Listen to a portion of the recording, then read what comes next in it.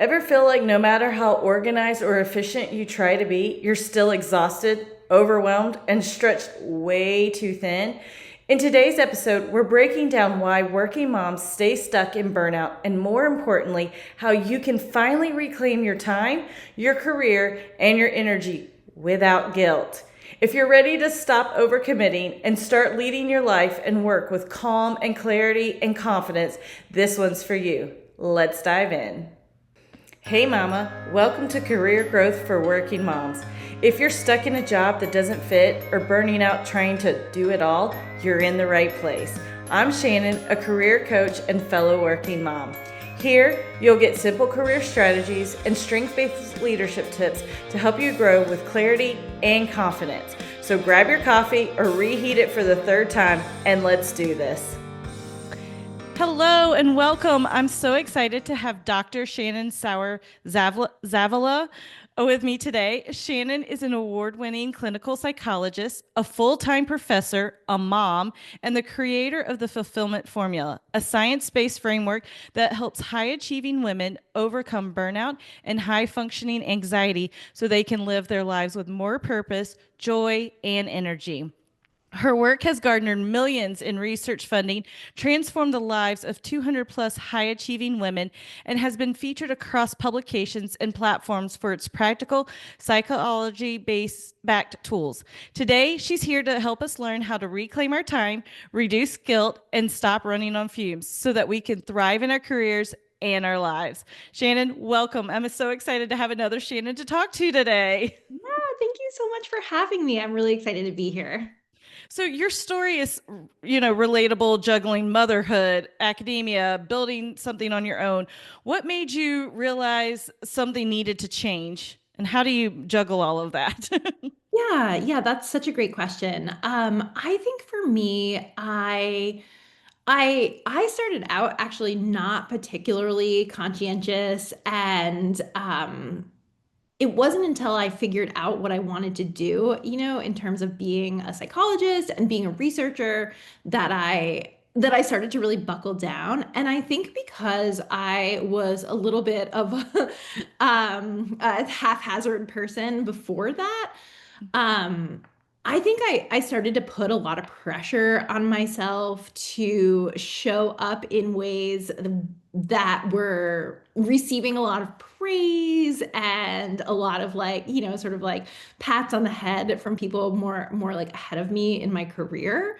And I think for me, honestly, like the turning point was after I had my kids and I was hosting a holiday dinner. My family was visiting from out of town, my husband's family and my family. And I was just like in the kitchen crying because I was overwhelmed by all of the stuff that I had to do. And for some reason, it like didn't occur to me to ask any of the other people that were around to help me do anything. Yeah, And that's a typical mom, though, I think.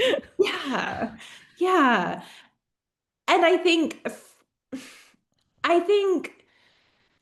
society really benefits from women drinking the Kool-Aid on what it means to be a good mom, to be a good partner, to be a good employee. I think, for better or for worse, I mean, for worse, if we live, if we work in kind of an established field and we're not working for ourselves, that there's this sort of feeling like we're sort of on borrowed time, even still, as women, and there is only enough room for a certain amount of us. And, whether that's true or not, I feel like that's the message that we get sent. And so Yeah. it's like there's no room for error. Absolutely, absolutely. I mean, I can relate to your story, and I'm sure a lot of the career moms here are listening because, you're trying to balance motherhood, trying to balance being a spouse, trying to balance your career. And I know you work a lot. I mean, for me, I've done the complete overwhelm, burnout, like sitting in the kitchen just crying and going, I don't even know how I got here, because you do love the accolades at work, but you do love to be with your kids and your spouse. Like, so what advice do you have for these women that are listening that are like, hello, that's me, I'm raising my hand, please help me? Yeah, yeah. So I think for me, why that sort of like breakdown moment was so powerful is that, as a clinical psychologist, I'm working one-on-one with a lot of women just like me and giving them advice that I was not taking myself.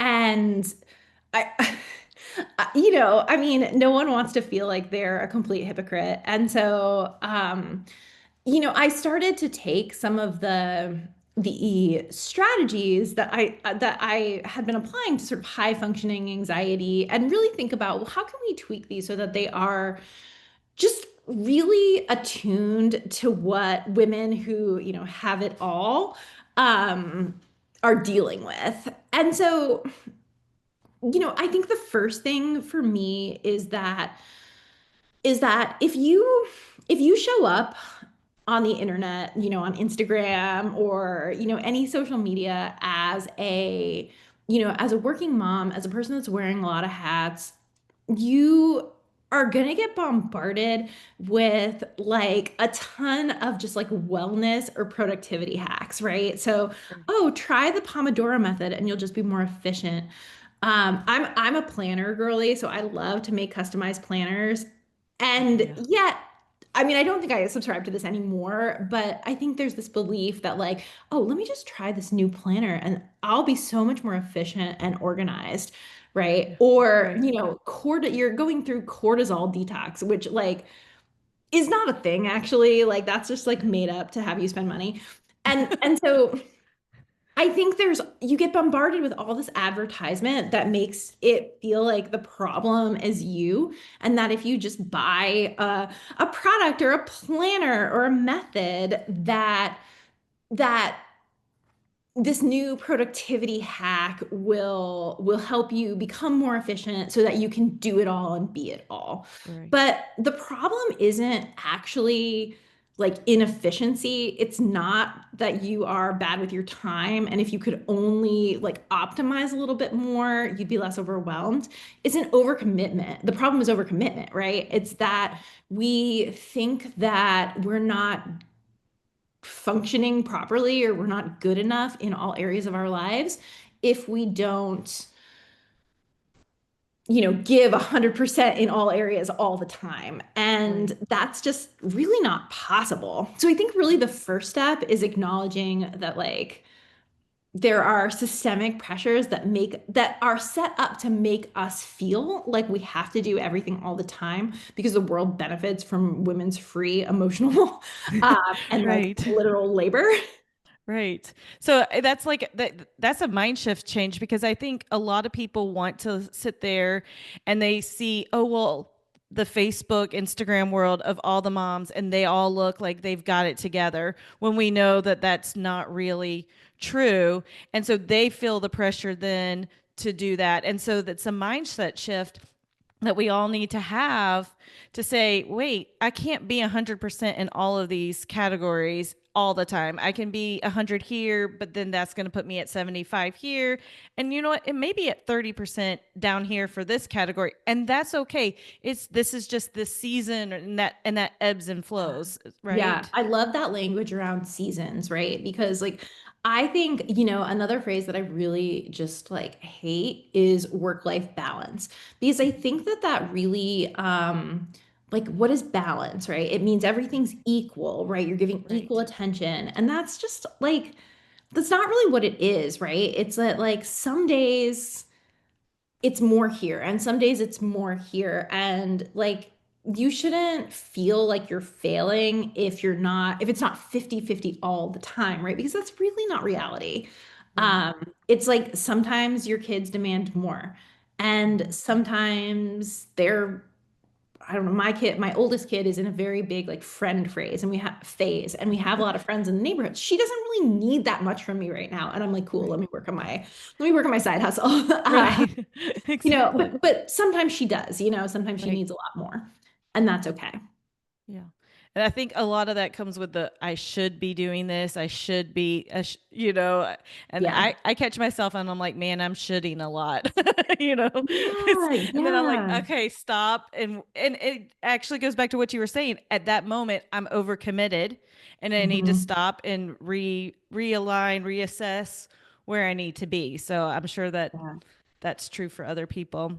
For sure, for sure. And I think that like another thing that makes it really difficult to like unburden ourselves from the commitments that we've made is that we have been we've been working on all cylinders for so long that we maybe have lost touch with what's important to us, right? Like Yeah.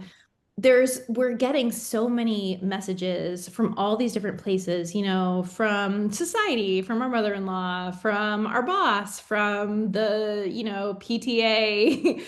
mom, like we're getting like bombarded with all this information and everyone's like, well, my thing's the most important. You should pay attention to it, right? And I think that's what like leads us to be pulled in different directions. So one of the things I really love, I mean, historically, I've done it with patients, right, or clients, people coming in for therapy, but have been doing it more and more in kind of the coaching space, is helping people use kind of a scientific method for, or a proven method for identifying their values.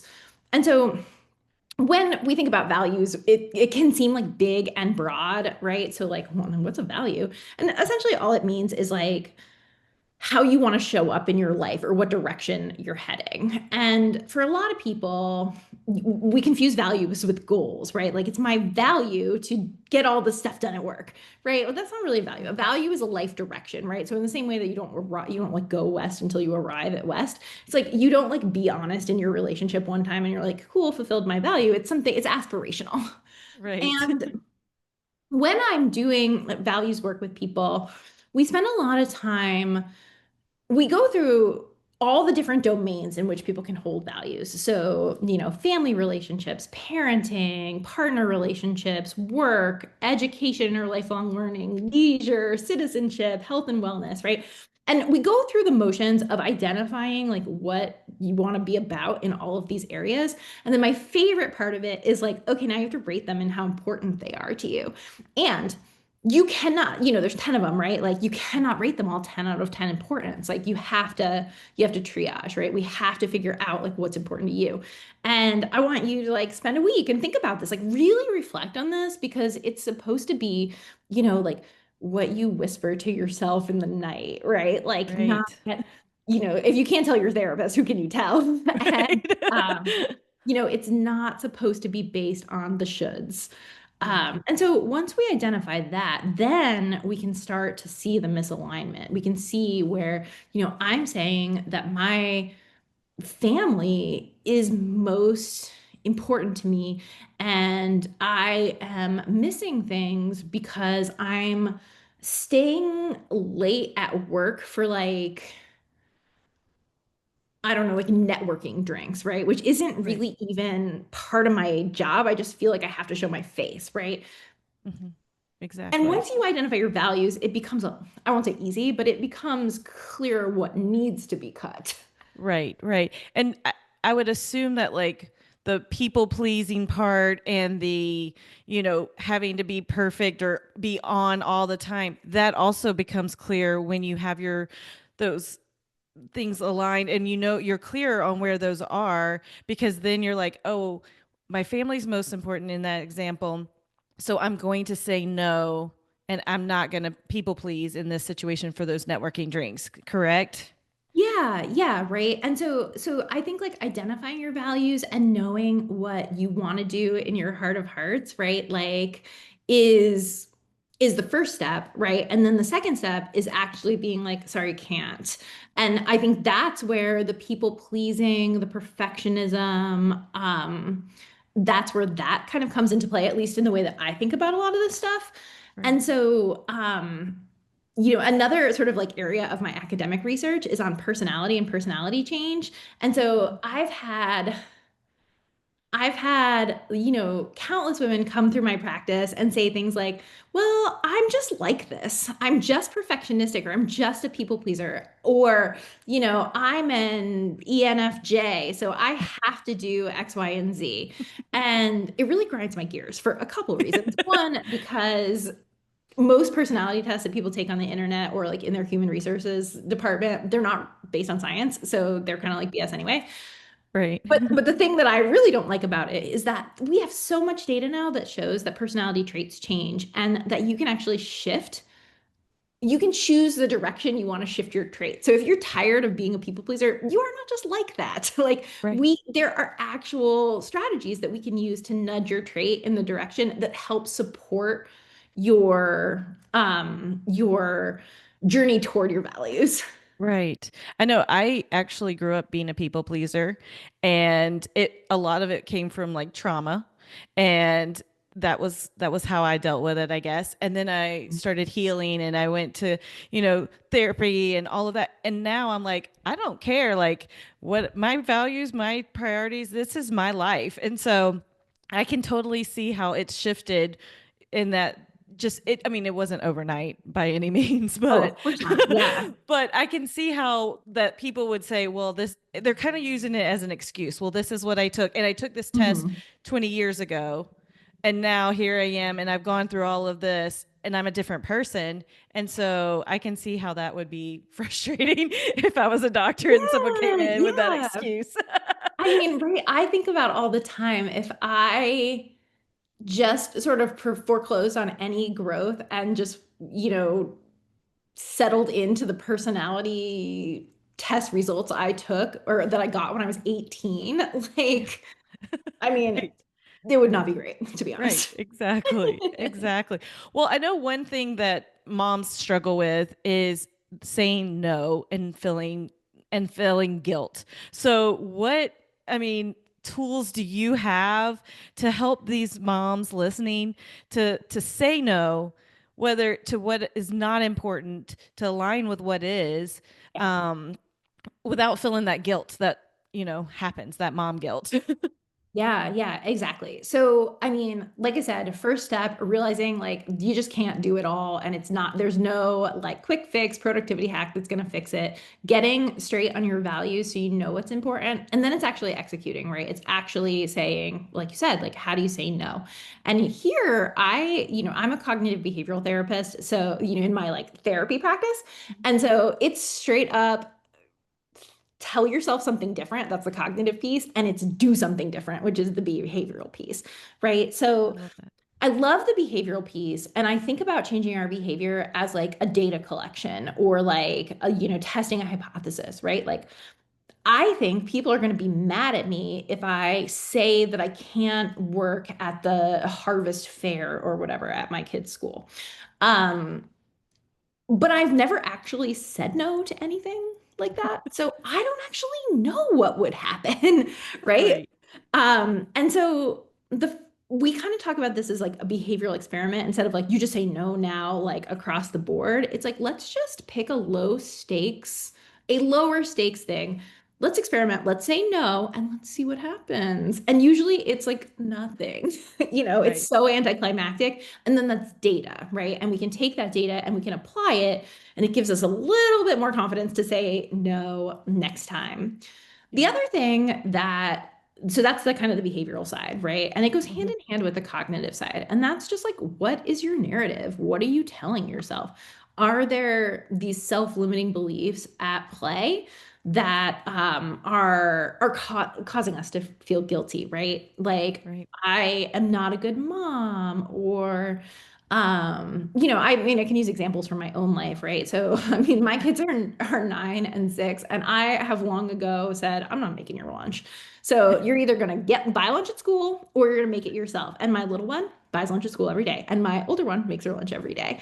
And I could watch TikTok videos of people putting together these like beautiful bento boxes with sandwiches shaped like mice and feel guilty. But what I tell myself instead of like I'm a crappy mom is it's more in line with my values to actually spend time with my kids than to like craft whiskers out of cheese, you know? And that's the same Right. thing. Like I am not involved in my kids' PTA because I have a lot of other stuff to do. And the way that I show my kids that I care about them is by hanging out with them. Right, right. I love that because that is very practical tips, and it is all about the what we're telling ourselves. I think a lot of times maybe it's just me. I'll build something up like, oh, they're going to reject me and make it a way worse. And like you said, just say no to one little thing. And then it's like, oh, that wasn't a big deal. And then the Mhm. next time you can say no again. And you're like, okay, maybe it's not going to be. Because I think at least for me, I can work myself up into thinking it's going to be this huge thing. 100%. And it Yeah. really isn't. So I love like, find something that's easier, say no, and then you have data for the next time, you know? Mm. So that's very Yeah. practical. Yeah, 100%. I mean, and it work. I mean, what I love about, coming on podcasts and talking about these strategies is like, I mean, we didn't really talk that much about my day job, but like, in my job at the university, I'm a clinical trialist. So I design treatments for anxiety and depression, and these same strategies, right? And then we test them. So we know that they work. They're not like Right. just sort of like, oh, vibes. Right, right. I You have love to talk scientific about these evidence things. behind it. Exactly. Like they're so simple, right? But it's like, but they work. And so you don't need to like drink hot lemon water upside down to get your, get Right. yourself aligned. Yes. I love that. Well, we're coming to the end of our time. So if the listeners want to reach out and get more information from you, what's the best way to connect with you? Yeah, yeah, absolutely. So probably the best place to connect with me is on my Instagram, which is at self.made.personality. I think I might have, and I can't remember now, did I send you a link for show notes? No, I Um, don't think so. But if you oh, do, I'll put them can in I? there. Yeah, yeah. And so I'll send you a link for show notes. And basically, um, it's like kind of a one-stop shop for some of just the ideas that I've been talking about today. So I made sort of a free offering. It's called my Should I Do This checklist. And it basically is like a cheat sheet on the science behind the factors we should consider when we're deciding whether or not to take on a new opportunity. Right. And then I have like a workbook that's available at like a sort of a low price point that really is like how to take these practical strategies that we're talking about and apply them to your own life. And then if people want to work with me for therapy, I am available for that. Awesome. Well, I'll have all of that information in the show notes below. So, Dr. Shannon, right before we leave, I love to leave our listeners with one action step. So, what is one belief you'd love to rewrite in every one of these high achieving working moms that are listening right now?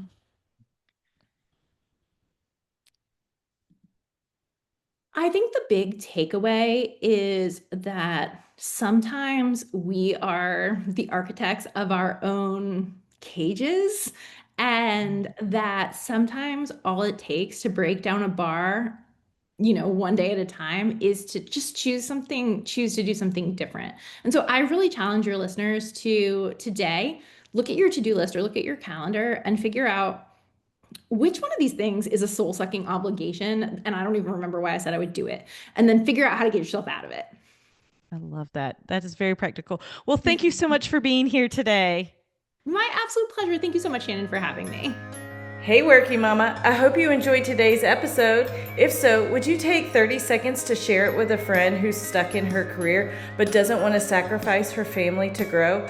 Also, please leave a quick review on Apple Podcasts. It seriously lights me up to know this show is helping you navigate burnout, find clarity, and lead with confidence. All right, time to shut down my laptop and pretend I'm not hiding from folding that laundry. I'll meet you back here soon for another episode of Career Growth for Working Moms. You've got this.